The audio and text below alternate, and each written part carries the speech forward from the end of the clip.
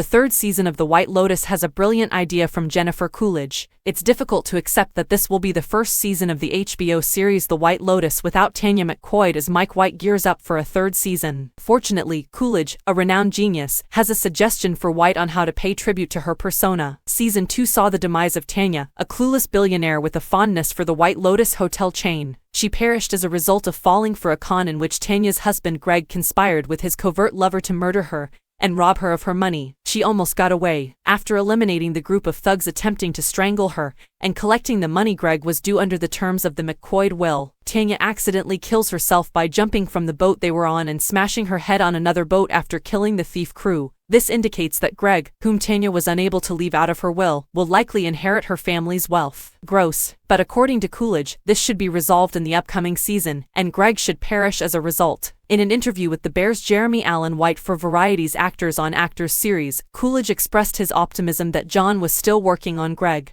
"I hope Greg gets paid back for being wicked. I believe he should. I dunno, wind up in a meat grinder. It sounds fantastic to me to be turned into a sausage, kinda like the wood chipper scene from Fargo." However, Coolidge also has another plan for Greg, and I prefer this one. If Tanya could return in any way, Coolidge suggested, maybe she could return as a seagull and poke Greg's eyes out. So we would get to see Tanya once more, this time as a seagull, and see Greg having his eyes poked out. White should immediately employ Coolidge as a writer. Unfortunately, Tanya won't make an appearance in any upcoming episodes of The White Lotus, but perhaps that's also a good thing as we'll never tire of her character. Otherwise, her legacy might not be as strong if we saw her too frequently, like in another season.